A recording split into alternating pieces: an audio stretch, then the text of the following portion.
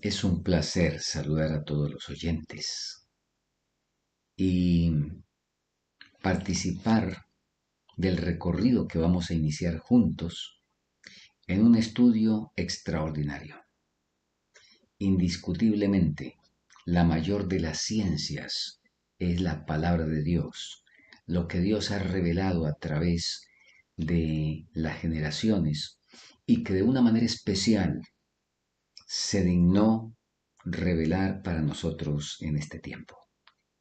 Vamos a estudiar podemos llamar un bestseller, pero que no es algo que simplemente trae beneficio al intelecto, sino que, como característica de toda palabra que sale de la boca de Dios, tiene que ver con la salvación del alma y tiene que ver con nuestra orientación en el camino en un tiempo incierto, en un tiempo de crisis, en un tiempo de desafío, como el tiempo que nosotros vivimos. Bienvenidos pues a este extraordinario estudio del libro El conflicto de los siglos. Y vamos a empezar implorando la presencia divina. Nuestro Dios, gracias por tu palabra y gracias por la manera como has revelado tu verdad a nosotros los seres humanos a través de la historia. Empezamos un estudio excepcional. Necesitamos la ayuda de tu Espíritu, no solo para que lo entendamos intelectualmente, sino para que podamos ser protagonistas a la manera como tú quieres que lo seamos en esta última generación. Lo agradecemos en el nombre de Cristo Jesús nuestro Salvador. Amén. Vamos a abrir nuestras Biblias en Segunda de Pedro, el capítulo 1 y el versículo 19. Leemos. Tenemos también la palabra profética más segura, la cual hacéis bien en estar atentos como a una antorcha que alumbra en lugar oscuro, hasta que el día esclarezca y la estrella de la mañana salga en vuestros corazones. La Biblia enseña que antes del pecado Adán gozaba del libre trato con el Creador. Génesis lo narra y esto está allí en el capítulo 1, el capítulo 2, de una manera implícita, porque en el capítulo 3, cuando habla de la caída en el pecado, el relato bíblico nos cuenta que Dios vino a buscar al hombre y lo llamó y él se escondió. Cuando escuchó que llegaba, se escondió. Si narra ahí que se escondió, queda claro que antes no se escondía. Dios hablaba directamente con la criatura. El pecado hizo separación y esto no pudo seguirse realizando de la misma manera. Pero el amor de Dios abrió el camino para que la comunicación siguiera. Dios se comunicó mediante su Espíritu y mediante las revelaciones hechas a sus siervos escogidos, y de esa manera la luz divina se esparció por el mundo. Durante los primeros 25 siglos de la historia humana no hubo revelación escrita. Los que eran enseñados por Dios comunicaban sus conocimientos a otros, y estos conocimientos eran legados de padres a hijos. Así avanzó durante muchas generaciones. La redacción de esta palabra escrita comenzó en tiempo de Moisés, cuando los conocimientos inspirados fueron entonces compilados en un libro inspirado. Y esa labor continuó durante 16 siglos, desde Moisés hasta Juan, el narrador de las verdades más sublimes del Evangelio. Cuando Pedro dijo, en el versículo que leímos, tenemos también la palabra profética, él hacía una alusión clara a todo esto. A las escrituras del Antiguo Testamento no existía esto. Pero a partir del siglo segundo, los creyentes tuvieron el privilegio de tener toda esta palabra profética, tanto el Antiguo como el Nuevo Testamentos. Y por supuesto tuvieron más luz. Eso fue lo que Pedro dijo. Hoy nosotros estamos aquí en la historia y tenemos un privilegio aún superior, porque tenemos más que cualquiera de las generaciones que nos antecedieron.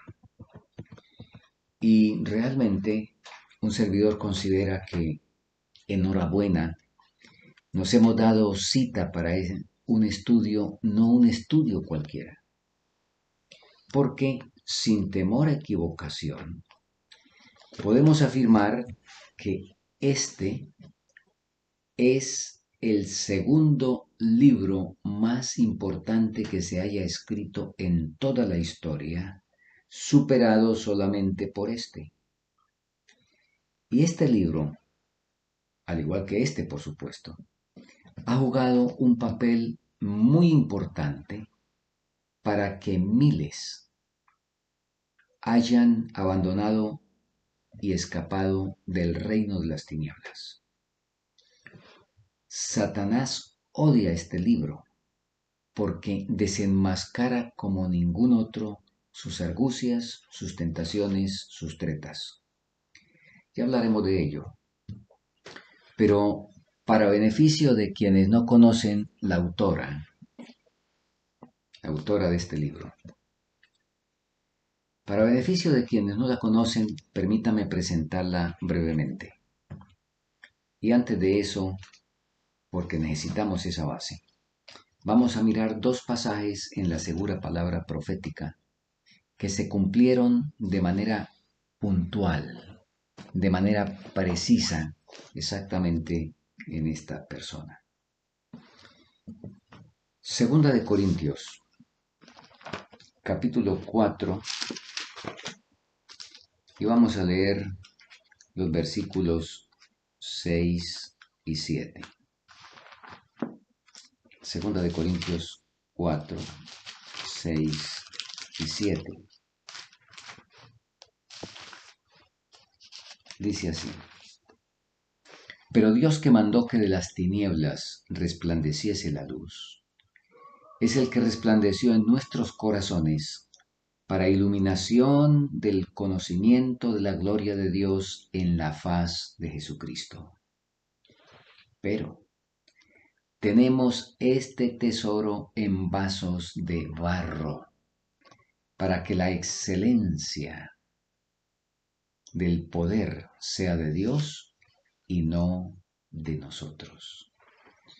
Y retrocediendo un poco al primer capítulo del mismo libro, en el versículo 27 leemos lo siguiente: Antes, lo necio del mundo escogió Dios para avergonzar a los sabios, y lo débil del mundo escogió Dios para avergonzar al fuerte.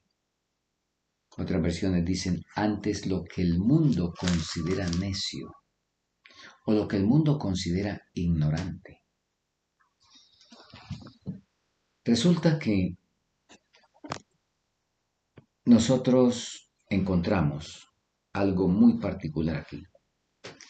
Y yo le invito a usted, es oyente, para que busque un autor en la historia que con tercer año de estudio elemental, primario decimos, y no terminado a causa de un accidente, que ese autor se haya adelantado 100 años a la ciencia, revelando los principios científicos para la curación de enfermedades,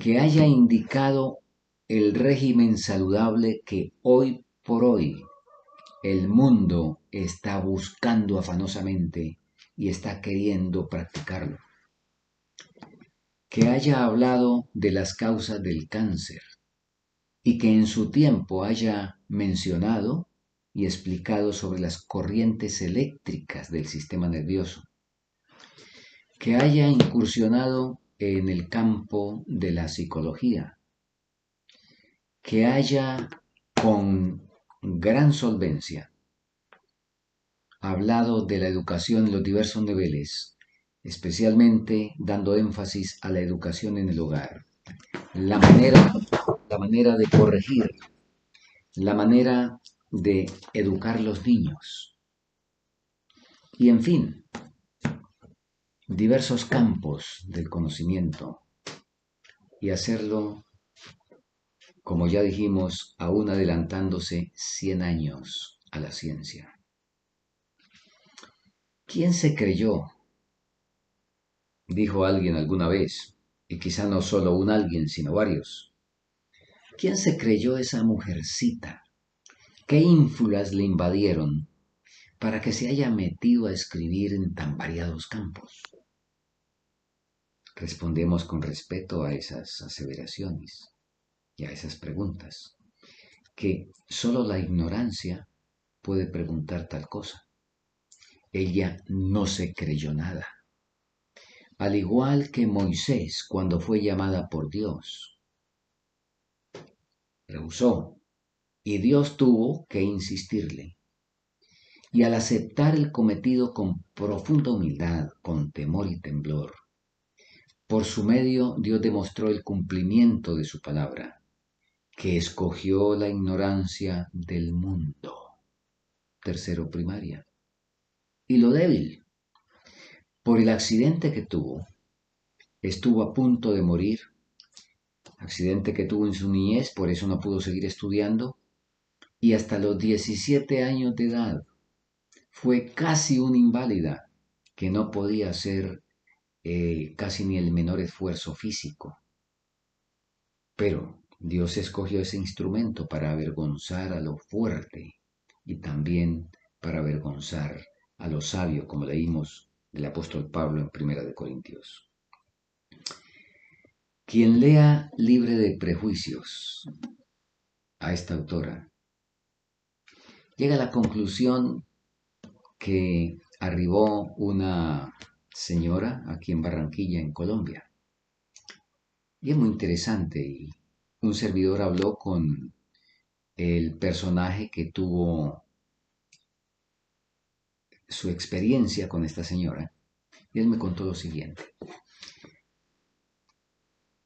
Este caballero se ubicó en el campo porque es lo mejor, y mucho más ahora el mundo está viendo que lo mejor es estar en el campo. De modo que se instaló allí y decidió que haría pan con dos objetivos. Número uno, poder tener acceso a los hogares para presentar el Evangelio. Y número dos, tener algunas entradas para su sustento. En esas condiciones llegó a tener amistad con una señora cristiana de una confesión evangélica. Y ya cuando tuvieron cierta relación, entonces nuestro hermano le presentó un libro. Le presentó el libro El deseado de todas las gentes, este libro. Y le dijo, la próxima semana me da sus impresiones. La semana siguiente, esta señora le dijo, amigo, ¿tiene usted más libros de ese? Porque si no, lo perdió. Pero le voy a rogar un favor. Consígame 20 copias, porque voy a dar un libro de esos a cada familia de mi congregación, de mi iglesia. Y agregó algo que es lo que quiero destacar. Yo no conozco a esa señora, no sé quién es, nunca la había oído mencionar. Lo único que sé es que lo que está escrito en ese libro, ella no lo pudo escribir por su propia cuenta.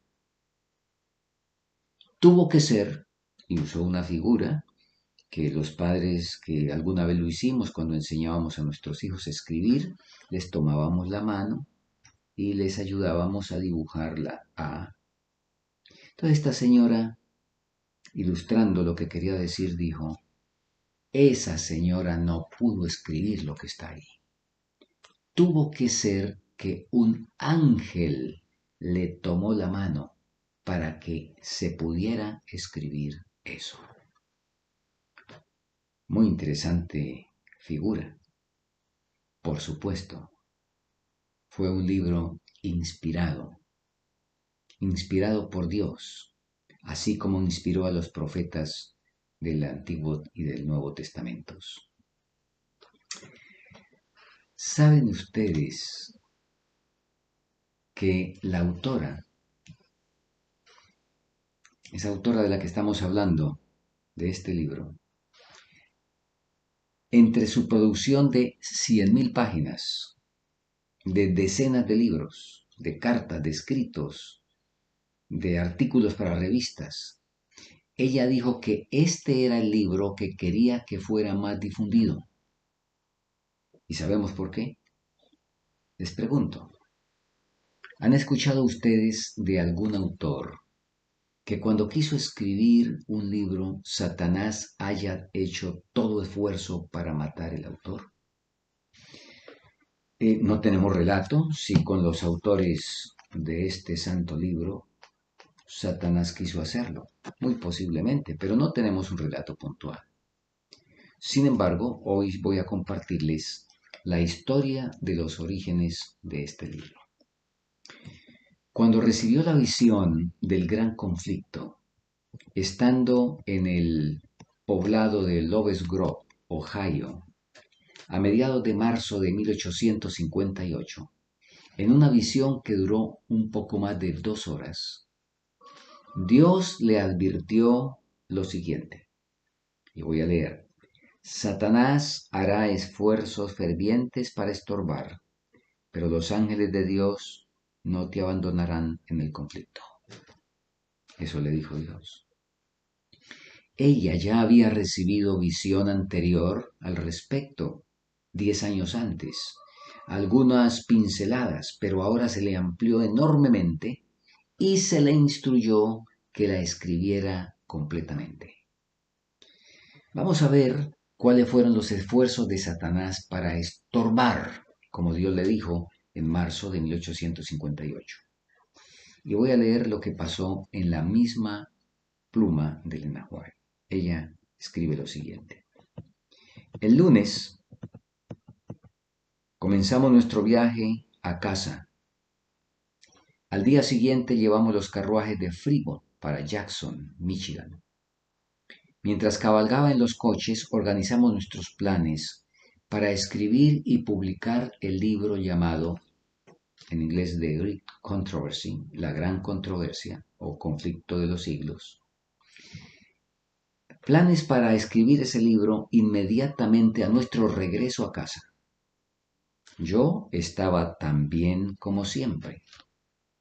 A la llegada del tren en Jackson, fuimos al hermano Palmer. Pasé un corto tiempo cuando, mientras conversaba con el señor Palmer, mi lengua se negó a pronunciar lo que quería decir y parecía grande y entumecida. Una extraña sensación de frío golpeó mi corazón, pasó por encima de mi cabeza y por mi lado derecho. Quedé inconsciente, pero me despertó la voz de la oración sincera. Intenté usar mi brazo izquierdo y mi mano, pero eran perfectamente inútiles. Por un corto tiempo no esperaba vivir. Aunque estaba solo a unos 50 kilómetros de casa, no esperaba ver a mis hijos de nuevo. Me vino a la mente la temporada triunfante que había disfrutado en Loves Grove y pensé que ese había sido mi último testimonio y me sentí preparada para morir. Aún así, las fervientes oraciones de mis amigos fueron ascendiendo al cielo por mí, y pronto sentí una sensación de pinchazo en mi brazo y en mi extremidad, y alabé al Señor porque podía utilizarlos un poco. El Señor oyó y respondió las oraciones de sus hijos fieles. Esa noche sufrí mucho, pero al día siguiente estaba fortalecida para volver a casa. Durante varias semanas no pude sentir ninguna sensación en la mano ni el agua más fría que se vertiera sobre mi cabeza. Al levantarme a caminar, a menudo me tambaleaba y a veces caía al piso. En esta condición comencé a escribir La Gran Controversia. Podía escribir al principio solo una página al día, pero a medida que avanzaba, mi fuerza aumentaba. El entumecimiento de mi cabeza no parecía afectar mi mente, y antes de cerrar ese trabajo, el efecto del choque me había dejado por completo. ¿Sería una trombosis? Las características parecen. Vamos a seguir leyendo. Durante la conferencia en Battle Creek, en junio de 1858, la señora Hutchins, que ahora duerme en Jesús, estaba muy afligida por la enfermedad y todos pensamos que ella bajaría a la tumba a menos que el Señor la levantara. Mientras oraba por ella, el poder de Dios descansaba sobre todos nosotros y ese poder descendió sobre mí y fui tomada en visión. En esa visión se me mostró que el violento ataque repentino en Jackson, Satanás quiso quitarme la vida para obstruir el trabajo que estaba a punto de escribir. Pero ángeles de Dios fueron enviados en mi rescate para elevarme por encima de los efectos del ataque de Satanás. Vi, entre otras cosas, que sería bendecida con mejor salud que antes del ataque en Jackson. El registro lo encontramos en Spiritual Gifts, página 272. ¿Se imaginan ustedes por qué quiso Satanás destruir, matar a la autora cuando se dispuso a escribir este libro? Ustedes saben que Satanás quiso matar a Jesús siendo un bebé y luego en repetidas ocasiones. ¿Por qué? Porque quería que usted y yo no tuviéramos opción de salvación. De la misma manera, Satanás, conociendo las implicaciones y las revelaciones que iban a insertarse en este libro profético, y sabiendo los efectos que causaría en detrimento de su reino, hizo todo esfuerzo posible por matar a la autora. Pero nosotros leímos cómo fracasó ese intento, porque una escolta nada más y nada menos que de ángeles fue enviada para cuidar la vida de esa singular vasija de barro que el alfarero designó especialmente para iluminar el camino que condujera a los fieles hasta la consumación de todas las cosas.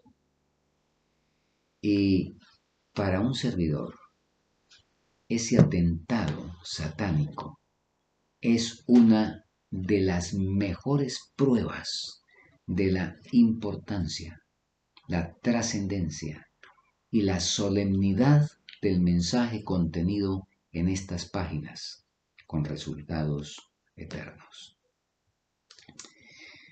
Ahora, esa visión ha sido minuciosamente escrita en 5 volúmenes y cada uno presenta un aspecto particular del conflicto.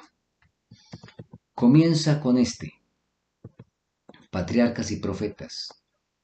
Este libro, Patriarcas y Profetas, este libro revela el origen, la naturaleza del pecado antes de la creación de la tierra y cómo el pecado afectó al planeta y aún al universo. Y contesta las preguntas: ¿por qué existe esta lucha milenaria? ¿Cómo empezó? ¿Qué factores intervienen en ese complejo carácter? Luego, este libro, Profetas y Reyes, delinea la controversia mientras la verdad sobrevive aún en las derrotas, apostasías, fluctuaciones, cautiverios, reformas en Israel y cómo a pesar de las aparentes derrotas y aún el cautiverio, Dios puede salir victorioso en ese conflicto. Y este libro, que fue del cual les conté la experiencia de Nuestra Señora en Barranquilla, y yo amo este volumen. Ustedes notan que tiene las cicatrices de 47 años de uso. En este volumen, el deseado de todas las gentes se concentra y se presenta de manera inigualable, fuera de serie, diríamos. Lo que el apóstol Pablo le escribió a Timoteo, allá en el capítulo 3 y el versículo 16 de su primera carta, cuando él le dijo, e indiscutiblemente, o sin contradicción, grande es el misterio de la piedad. Dios fue manifestado en carne. Indiscutiblemente grande es el misterio de la piedad. Dios fue manifestado en carne.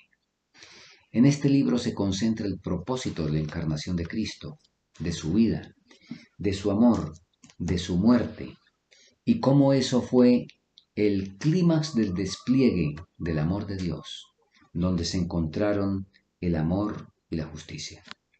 Y todo eso por salvarle a usted, salvarme también a mí. Este otro tomo, Hechos de los Apóstoles, expone la manifestación maravillosa del Espíritu de Dios en la vida de hombres y mujeres que encontraron en la vida y muerte de Jesús un nuevo poder que regenera y ennoblece a quienes siguen su camino. Y por supuesto nos invita a que hagamos lo mismo, porque podemos hacer lo mismo. Fue el mismo Jesús quien dijo, el que cree en mí hará las obras que yo hago y aún mayores las hará. Y el tomo que vamos a estudiar es el clímax, porque en todos nosotros se despierta con frecuencia el anhelo de saber más acerca de ese conflicto y sus protagonistas. Y es más, si somos un poco analíticos, encontramos que ese conflicto se libra en cada corazón, en cada uno de nosotros. Y entonces es propio que formulemos las preguntas: ¿por qué aumenta en intensidad? ¿Cuándo y cómo terminará? ¿Se hundirá nuestra tierra, como dicen algunos sabios de este mundo, que finalmente tendremos el hundimiento en las profundidades de una noche helada? ¿O habrá esperanza de una vida radiante y de felicidad? En otras palabras, ¿triunfará el amor de Dios por el hombre? Voy a leer de la introducción lo que la misma autora, porque fue ella la que escribió la introducción, lo que ella vertió. El gran conflicto entre el bien y el mal aumentará en intensidad hasta la consumación de los tiempos.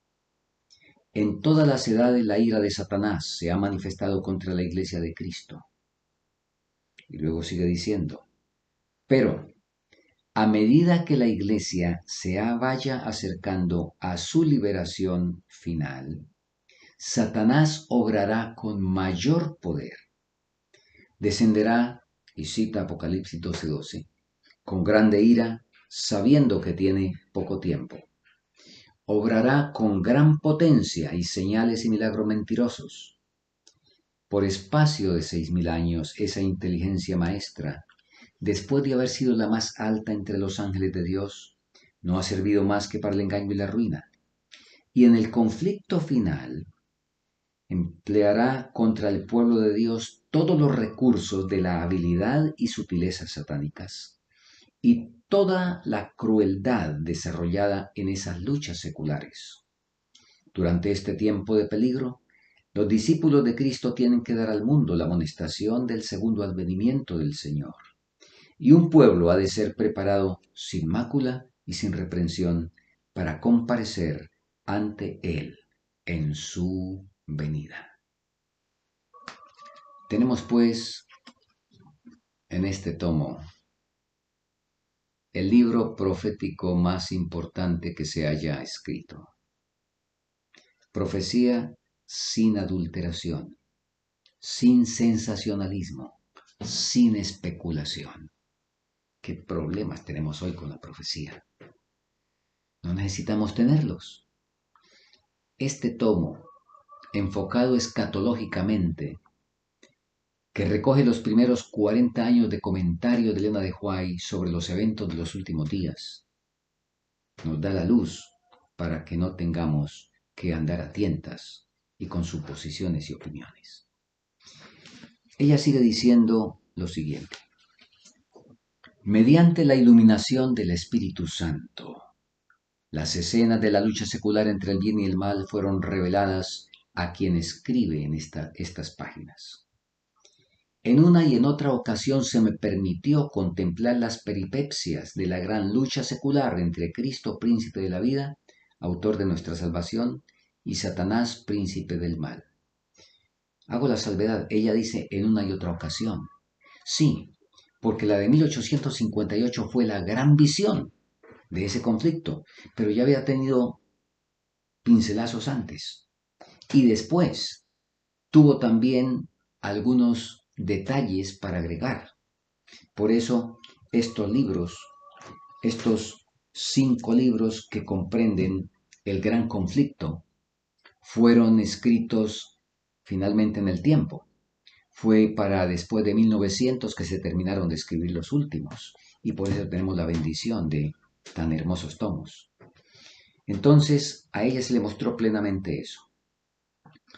Y sigue diciendo: en el gran conflicto final, Satanás empleará la misma táctica, manifestará el mismo espíritu y trabajará con el mismo fin en que en todas las edades pasadas. Lo que ha sido volverá a ser, con la circunstancia agravante de que en la lucha venidera será señalada por una intensidad terrible, cual el mundo no la vio jamás. Las seducciones de Satanás serán más sutiles, sus ataques más resueltos. Si posible le fuera, engañaría a los mismos escogidos de Dios. Al revelarme el Espíritu de Dios, las grandes verdades de su palabra, las escenas del pasado y de lo porvenir, se me mandó que diese a conocer a otros lo que se me había mostrado y que trazase un bosquejo de la historia de la lucha en las edades pasadas, y especialmente que la presentase de tal modo que derramase luz sobre la lucha futura que se va acercando con tanta rapidez.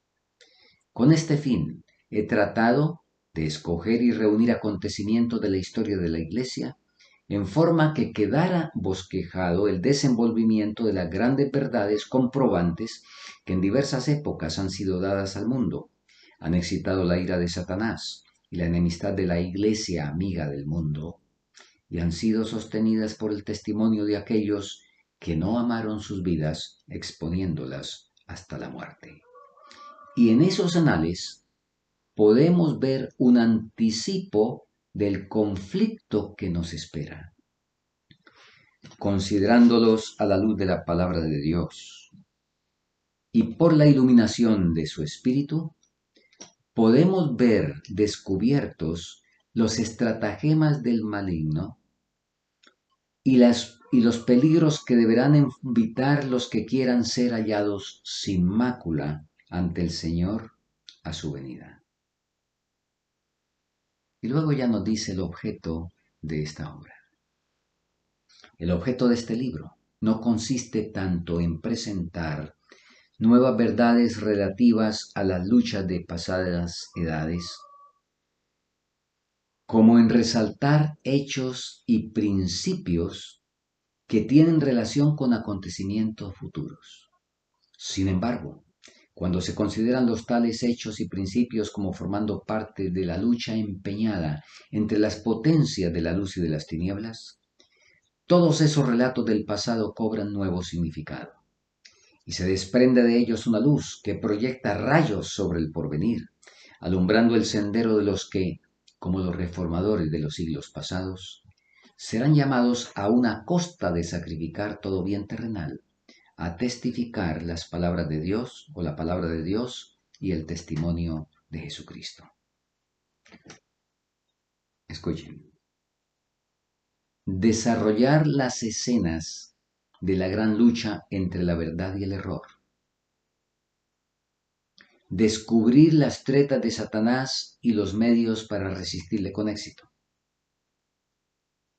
Presentar una solución satisfactoria del gran problema del mal, derramando luz sobre el origen y el fin del pecado, en forma tal que la justicia y la benevolencia de Dios en sus relaciones con sus criaturas queden plenamente manifiestas, y hacer patente el carácter sagrado e inmutable de su ley. Tal es el objeto de esta obra. Ese es el objeto.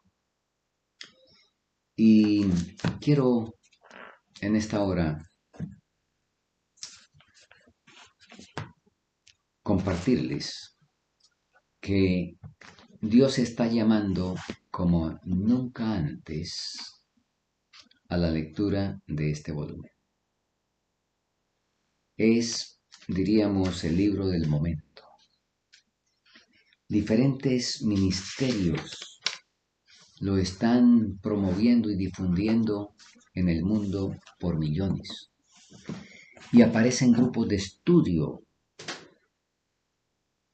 en los distintos medios. Advierto algo. Existe el peligro que se convierta en un estudio simplemente de moda, que se vuelva otro estudio profético como tantos que le han antecedido. Un servidor conoce muchas personas que se desviven por lo que ellos llaman profecía, diagramas, fechas, eventos, y todo eso es importantísimo. Eso es importante, pero eso no es el centro. Porque diagramas, fechas y eventos, saberlos y que no pase nada en las vidas.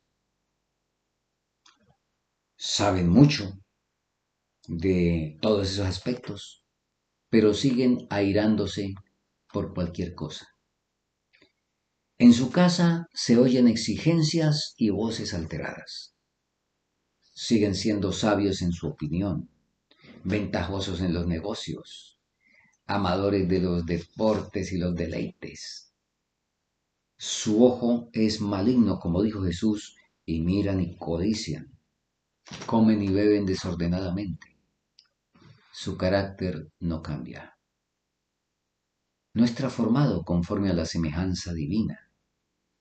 Los tales, y voy a decirlo de manera muy concreta, los tales perdieron el tiempo estudiando profecía. No entendieron para qué era eso. O no permitamos que eso ocurra en nuestra vida. Que nosotros estudiemos la profecía de modo que en nuestra vida se cumpla su propósito. Y en este punto quiero llevarlos a una profecía para el último tiempo, que sin duda es el que vivimos. Y en Daniel capítulo 12, versículo 10 está esa profecía que la leemos de la siguiente manera. Daniel capítulo 12, versículo 10. Muchos serán limpiados y emblanquecidos y purificados, mas los impíos obrarán impíamente, y ninguno de los impíos entenderá, pero entenderán los entendidos. Profecía y promesa, muchos serán limpios y emblanquecidos y purificados. Nosotros tenemos la opción de decidir si cumplimos esta profecía, si nos esforzamos porque esta profecía sea una realidad en nuestra vida, o permitimos que la profecía nos alcance, porque la profecía nos va a alcanzar en cualquiera de los dos bandos, o de los que están limpios, o de los que van a seguir procediendo impíamente. No nos podemos escapar. Ningún ser humano se puede escapar. Entonces tenemos la opción de decidir, que fue la opción que tuvo Jesús cuando estuvo en esta tierra cumpliendo su ministerio. Hasta los 12 años, ese niño judío, hijo de María, llamado Jesús, al estudiar los rollos del Antiguo Testamento, sin duda que oraba diciendo: oh Padre Celestial, envía pronto el Mesías, envía el libertador de Israel. Era un niño. Tuvo que aprender a leer, a caminar, y tuvo que aprender las escrituras del Antiguo Testamento como cualquier persona. Pero a los 12 años, al ir al templo y ver sacrificar el cordero, el Espíritu Santo le dijo: tú eres el Cordero de Dios, tú eres el Mesías. Ahora él tenía que tomar decisiones, si aceptaba ese llamado o no, las tenía que tomar. Por eso es que cuando decidió dónde vivir y dónde establecer su centro de operaciones, no decidió con base en las conveniencias de clima, de altitud, quizá de preponderancia, sino que él decidió, como nos dice Mateo capítulo 4, que vino y habitó en tierra de Zabulón, vino de Nazaret, dejó a Nazaret y habitó en Capernaum, ciudad marítima, en los confines de Zabulón y Neftalí, para que se cumpliese lo dicho por el profeta Isaías. Como él era el Mesías, entonces miró dónde decía la profecía que debía vivir el Mesías y decidió cumplir la profecía. Luego en Mateo 8 está el registro de que llegó a la casa de Pedro y encontró a la suegra enferma, y después de sanarla de su fiebre, por la noche vinieron a él todos los enfermos. Dice: caída la tarde, Mateo 8:16. Trajeron a él muchos endemoniados y con la palabra echó fuera los espíritus y sanó a todos los que estaban enfermos, para que se cumpliese lo dicho por el profeta Isaías, que dijo: él mismo llevó nuestras enfermedades y llevó nuestras dolencias. Lo quisieron matar varias veces, pero no pudieron, porque su tiempo no había llegado. Pero cuando la profecía señaló el momento, él lo aceptó. Y en San Juan 17, versículo 1 nos dice que alzando los ojos al cielo dijo: Padre, la hora ha llegado. Y entonces se encaminó al lugar donde fue sacrificado. Así fue como Jesús manejó la profecía. Y tú y yo debemos seguir el ejemplo de Jesús. Y tú y yo debemos decidir que vamos a cumplir la profecía de Daniel 12:10. Y este estudio profético nos ayudará poderosamente en esa decisión. Un servidor, una muy pequeña vasija de barro, por supuesto, al iniciar este impresionante, solemne y revelador estudio, quiere unir su voz en oración a la de la autora. La autora oró con sincero fervor, de una manera muy especial. Y yo voy a arrodillarme, no por costumbre, no por rito, sino porque somos grandes cuando nos arrodillamos ante el Señor. Porque quiero permitir que el Espíritu Santo, al tener el privilegio de dirigir este estudio, cause en mí el primer efecto y que logre en mí el cumplimiento de la oración de la autora. Vamos a orar.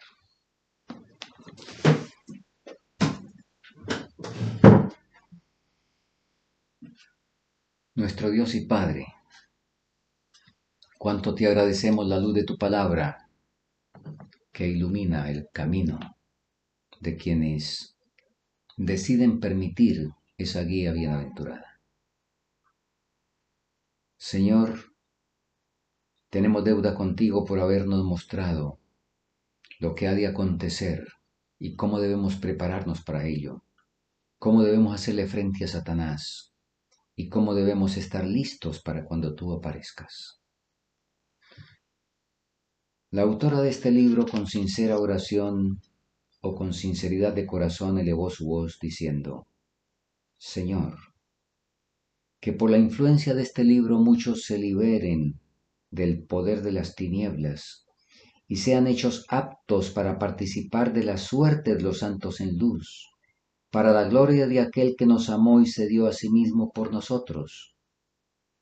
Ella oró de esa manera.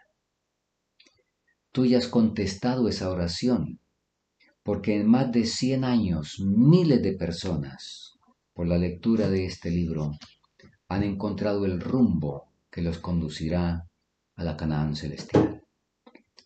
Pero faltamos nosotros, que en nosotros también se cumpla ese propósito.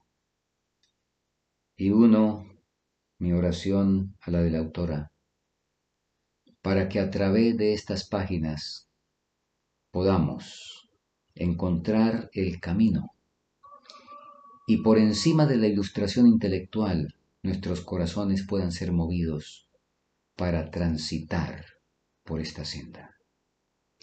Gracias porque escuchaste la oración de esa vasija de barro que la hiciste ilustre y con la cual mostraste tu poder al mundo. Sabemos que de la misma manera como contestaste la oración de ella, también contestarás nuestra oración a los que deseamos ser limpiados, purificados y emblanquecidos por el estudio de la palabra profética. Lo agradecemos en el nombre del Cordero de Dios que quita el pecado del mundo, Cristo nuestro Salvador. Amén. Amén.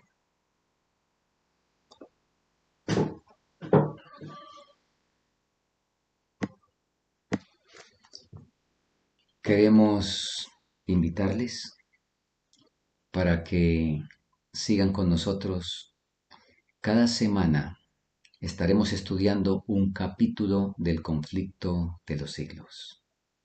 La próxima semana estudiaremos el capítulo 1, el destino del mundo predicho.